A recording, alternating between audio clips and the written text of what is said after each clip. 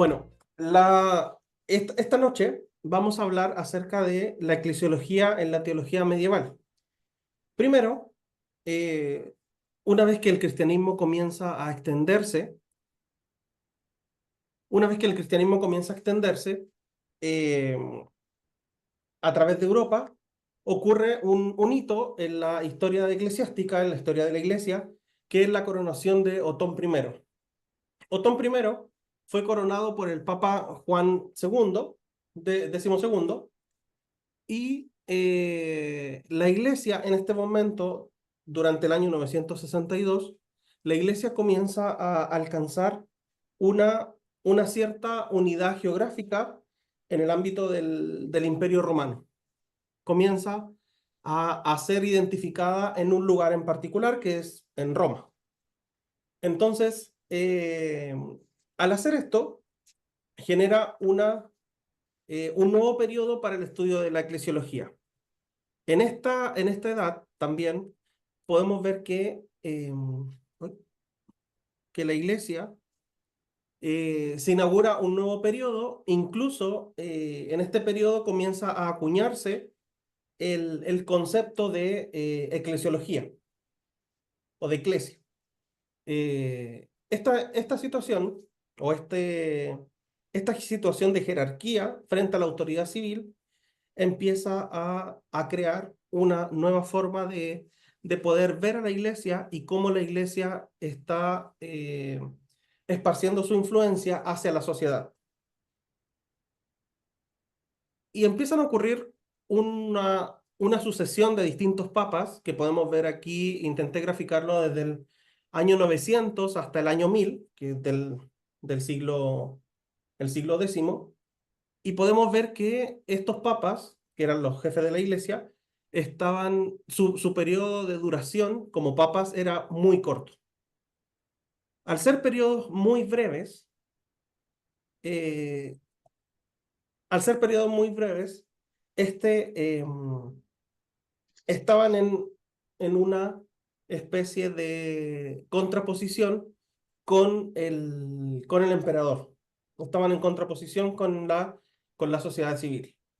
¿Por qué? Porque la autoridad civil está entrometiéndose frecuentemente en las decisiones de la iglesia, en los nombramientos de los papas.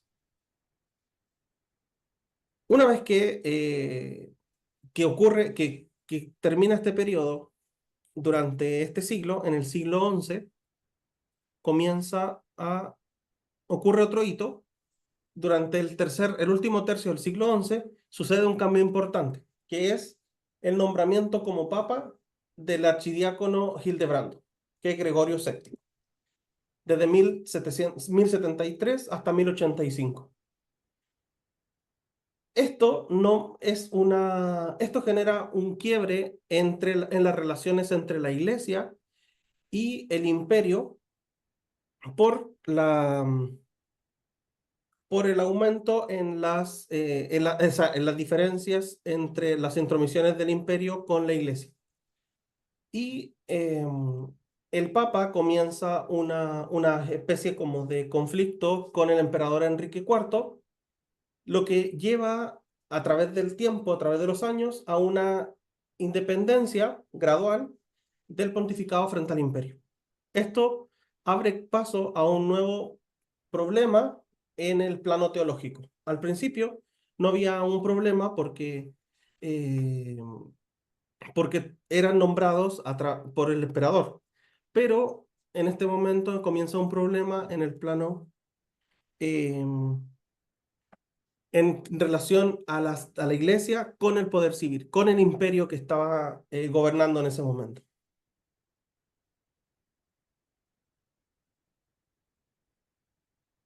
Si bien es cierto, los teólogos medievales no escribieron tratados acerca de eclesiología, porque no se conocía el concepto aún, la iglesia, eh, la iglesia la tenía en cuenta, pero en este momento era considerada como, como el ámbito o como el ambiente donde el cristianismo era existencialmente vivido, donde, donde las personas se desarrollaban espiritualmente no como un lugar físico y no como un lugar de poder, ni un lugar de...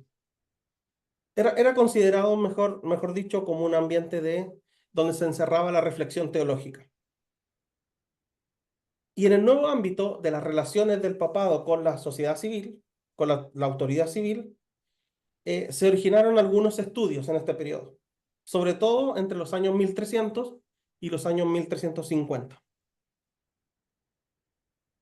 Y la función jerárquica, a pesar de que no tenemos escritos realmente eh, de eclesiología, sí existen algunos elementos suficientes para poder elaborar una.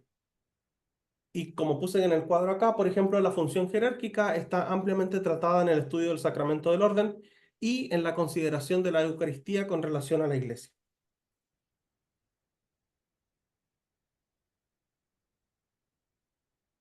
Y si bien es cierto, existe una explicación para la ausencia de estos en los tratados clásicos de los siglos XII y XIV, porque para la teología medieval, la Iglesia se consideraba como el ámbito en el que se desarrollaba el cristianismo existencialmente vivido y como el marco en que se encerraba la reflexión teológica de las verdades de la fe. Entonces era vista espiritualmente. Sin embargo, durante el 1300 y 1350, como lo decía anteriormente, comenzaron dos corrientes. Una de Juan de París con Marsilio de Mainardini y otra con Enrique de Cremona y Egidio Romano, que eran opuestas. ¿Qué decía Juan de París? Él decía, explicaba sobre el poder real y papal y sostenía en el año 1302 que la jerarquía no debe influir directamente en el poder temporal. O sea, que la iglesia, como tal, no tenía que influir con sus opiniones, no tenía que influir sobre el imperio. Y Marsilio de Mardinardi, en el 1300, él defendió la superioridad del poder imperial por sobre el papa. ¿Por qué? Porque se basó que el poder imperial estaba derivado del pueblo, como actualmente podemos decir, por la democracia, nuestros presidentes son mandatados por el pueblo y no provienen desde la unción papal directamente, separando y dejando bajo autoridad a la iglesia y al papa, en este caso, de la autoridad civil. Y Enrique de Cremona emitió en el año 1302 De Potestate Papae, que significa sobre el poder del papa, donde mantiene la primacía del papa sobre el emperador. Y en el mismo año, Egidio Romano emite y defiende la superioridad jerárquica del papa por sobre la autoridad del emperador. En este periodo, estas doctrinas contrapuestas se comienzan a tomar posturas doctrinales distintas dentro de la iglesia, frente a la bula Unam Sanctum de 1302. Y Bonifacio VIII se adscribe la doctrina de las dos espadas, que la doctrina de las dos espadas es, eh, es el texto que coloqué acá abajo, que dice, es menester que la espada esté bajo la espada y que la autoridad temporal se someta al espiritual. Lo que quiere decir que el gobierno o el imperio, en este caso, esté sometido a la iglesia. Eso es lo que adscribía la iglesia en ese momento. Y en el periodo de la Baja Edad Media, ya comienza a sentirse un movimiento de renovación que deriva hacia el aspecto un poco más espiritual, hasta el punto de considerarla un cuerpo invisible y una sociedad espiritual. Y esto provoca una gran cantidad de nueva literatura que justifica esa eclesiología. De hecho, en este periodo, en 1378, comienza a acuñarse el periodo de eclesia, o sea, el título de eclesia, que es la base para el nombre de lo que conocemos hoy como eclesiología. En 1378, Tractatus de Ecclesia, John Wycliffe lo genera este documento, y en 1423 Jan Hus emite otro documento con el mismo nombre donde sostiene esta postura de Wycliffe, medio siglo después.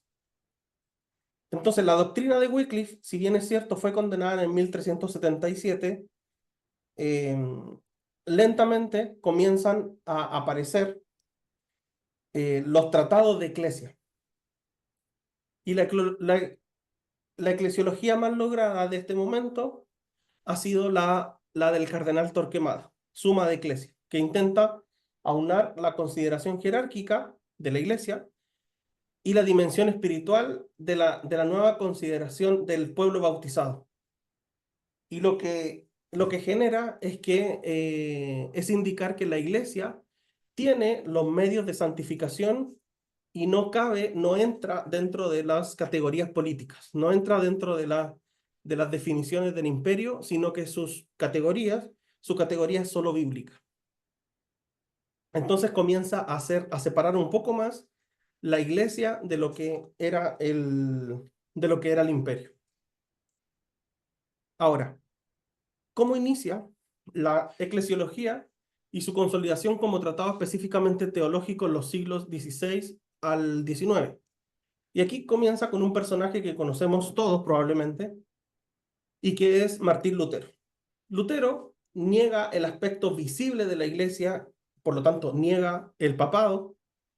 Él dice que el papa lo califica como de anticristo y denomina a la iglesia como cautividad babilónica. Y la eclesiología, si bien es cierto el nombre ya ha sido acuñado, la eclesiología nace como un intento de explicar la verdadera naturaleza de la iglesia, a la cual Martín Lutero había destruido. Martín Lutero había destruido la imagen de la iglesia, por lo tanto, todos los teólogos y toda la teología de ese tiempo estaba enfocada a sostener lo que era la verdadera naturaleza de la iglesia y se exponía esta, claro, como dice Elkin, que la eclesiología se desarrolló solamente como respuesta a la reforma, como respuesta a lo que había, al cataclismo que había causado Lutero. Entonces se estructura sobre la concepción de una iglesia como sociedad espiritual, donde socialmente está organizada y está estructurada sobre el fundamento jerárquico. Y el fundamento jerárquico es lo que sostenía esta eclesiología de este tiempo. Entonces, esto causó que los siguientes tratados solamente fueran centrados en afirmar los supuestos de las tesis que fueron negadas por Lutero, la tesis de Lutero, y definió a la iglesia como una sociedad espiritual perfecta.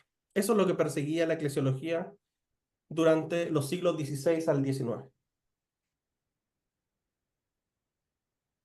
Ahora, en relación a la Edad Moderna, a partir de Roberto Bellarmino, la eclesiología adquirió la categoría de tratado teológico y y causó una amplia cantidad de literatura. Por eso que ya conocemos el concepto de teología y hay literatura al respecto.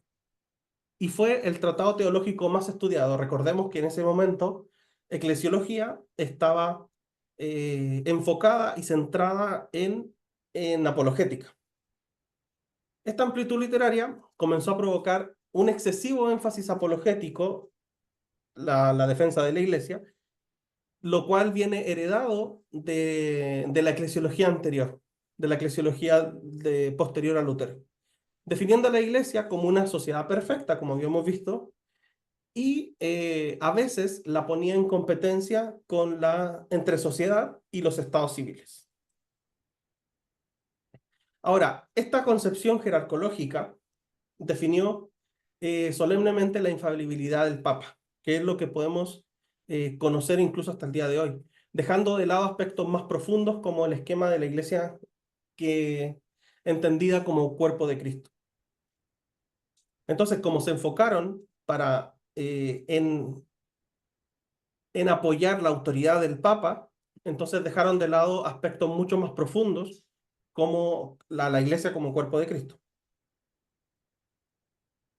Esto eh, provocó que se intentara también posteriormente recuperar algunos elementos que se habían perdido, como la iglesia como cuerpo de Cristo, a través de la escuela de Tubinga, que promovió la recuperación de los aspectos trinitarios y sacramentales de la iglesia y el sentido mistérico y el desarrollo de la vida litúrgica como expresión máxima de la fe celebrada en el ámbito de la iglesia. Esto causó que este siglo fuera denominado tanto por los católicos como por los protestantes como el siglo de la iglesia.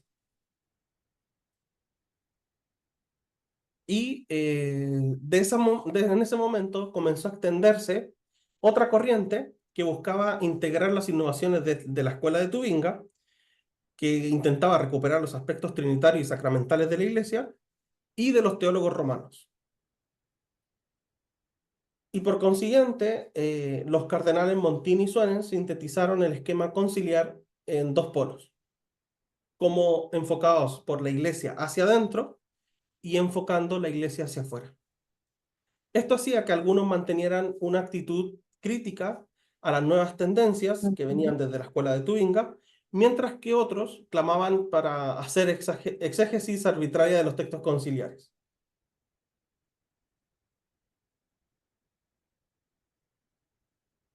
Ahora, creo que aquí me equivoco. Ahí. Ahora, el último punto que queremos analizar es el ser de la iglesia. Como hemos visto anteriormente, tanto en los cursos anteriores, en la figura de Jesucristo, que formulábamos tres preguntas. La primera era, ¿tú qué eres como iglesia? La segunda, ¿tú por qué eres? Y la tercera, ¿tú cómo eres? Si consideramos y si relacionamos con el Tratado Teológico sobre Jesucristo, la primera pregunta, la que es ¿tú qué eres?, nos enfocamos a demandar conocer su ser más íntimo, conocer la respuesta para tratar de especificar su naturaleza. La segunda pregunta, que es ¿tú por qué eres?, cuestiona la razón de su fundación, lo que al mismo tiempo aclara su finalidad. Eh, Pregunta por qué en los planes salvadores de Dios entra la mediación de la iglesia. ¿Por qué cuestiona entonces la razón de su fundación? Y la tercera, tú, ¿cómo eres?, intenta explicar su estructura. En este caso pueden haber muchas, pero los elementos esenciales que la constituyen y que confluyen en ella, así como pretende adentrarse cómo es la iglesia, el estudio de la teología ya moderna. Y en consecuencia, la respuesta a estas tres preguntas clásicas, que también lo veíamos cuando estudiábamos a Jesucristo, constituye el contenido del tratado teológico de lo que es eclesiología y que es el inicio. Estas preguntas, sí, como dice Elkin, se hacen también en cristología. La primera es la más importante de todas, acá. La primera, ¿tú qué eres?, es, si bien es cierto, son inseparables, pero la primera es es la más significativa, es la más importante, porque con ella intentamos pretender cuál es la naturaleza de la iglesia, conocer al ser mismo de la iglesia tal cual como ha sido ideada por Jesús, tal cual como ha sido ideada por su fundador. La segunda, porque eres, es menos significativa, no se puede separar de la primera, pero es menos significativa, puesto que la respuesta pertenece a los designios misteriosos de Dios. ¿Cuál es la razón? ¿Para qué fue creada la iglesia? Y la tercera, ¿cómo eres?, es una tercera interrogante que tiene un amplio catálogo de cuestiones porque intenta explicar cuáles son los componentes que la constituyen esencialmente y que entran en el ser específico de la iglesia, así como distinguir entre estos a otros elementos que en ella concurren. Ahora, si nosotros vemos que para intentar dar respuesta a estas preguntas, en la actualidad sigue teniendo una gran importancia porque ayuda a interpretar a los problemas eclesiales. Primero, la Iglesia ha jugado y juega un papel en la convivencia de los pueblos. Ha, ha estado con las sensibilidades de nuestra civilización, trayendo respuestas a la coyuntura social y política de las naciones. La Iglesia es el reservorio moral que tiene nuestra civilización, que tiene la humanidad y que requieren respuestas. Ahora, la Iglesia actualmente no tiene un punto de referencia porque lo que está viviendo la Iglesia actualmente no hay precedentes. Al principio la Iglesia, como aparece al final, durante los 3 primeros siglos, la Iglesia fue perseguida y en la Iglesia no había infraestructura. La única red que tenía la Iglesia originalmente eh, la compartían los mismos hermanos de la Iglesia. Entonces, a medida de la persecución, de que iban siendo perseguidos, la Iglesia se iba expandiendo. Y solamente la influencia que tenía la Iglesia en ese momento estaba dada por el lugar físico donde estaba. Sin embargo, ahora la iglesia puede llegar a lugares donde físicamente no está y tiene la influencia social que no necesita estar físicamente para influir socialmente en la sociedad. Ahora, la iglesia, si bien es cierto, ha vivido el comunismo, ha vivido guerras, ha vivido persecuciones en distintos países, ha sabido defenderse de cada una de los embates, de cada uno de los problemas o de cada una de las presiones a las cuales ha tenido que pasar. La iglesia no puede considerar, eh, no puede solamente considerar que está en un solo lugar, sino que en realidad con la globalización y a través de los medios de comunicación, la iglesia puede llegar más lejos de lo que ha llegado antes. Y sin embargo, también no ha vivido, hay algunas cosas, algunos ámbitos culturales, algunos temas políticos de nuestro tiempo que le plantan lucha. Podemos ver en nuestra sociedad eh, todos los grupos que intentan evitar y quitar completamente de la vida civil o de la vida social a la iglesia para, para impedir también que alcance sus fines. Podemos ver que también la iglesia tiene en este momento dos circunstancias, que la primera, por lo menos en Europa, la sociedad no tiene una convicción religiosa tan profunda en el conjunto del pueblo, en el general de la sociedad. Y a su vez, el pueblo tampoco sale fiador por los valores que profesa la iglesia. Cuando podemos ver entrevistas en la calle, cuando podemos ver eh, diferentes formas de expresarse de la gente, la sociedad en su conjunto no sale fiador de los valores que profesa la iglesia. Y por otro lado, dentro de la misma iglesia, hay sectores que no quieren sumar esfuerzos a las orientaciones de la jerarquía, sino que al contrario, aún se oponen a sus directrices o a sus formas de querer hacer las cosas. Sin embargo, la iglesia también tiene a su favor todo lo que ha hecho a través de los siglos, toda la herencia de su pasado, tiene sus aportes a las naciones para intentar lograr la paz, y también tiene la existencia de esas personas que son los santos, tanto hombres y mujeres, que han dejado una marca de bienestar social, una marca de sacrificio, una marca de entrega hacia la sociedad y también una marca cultural que hasta el día de hoy es reconocida.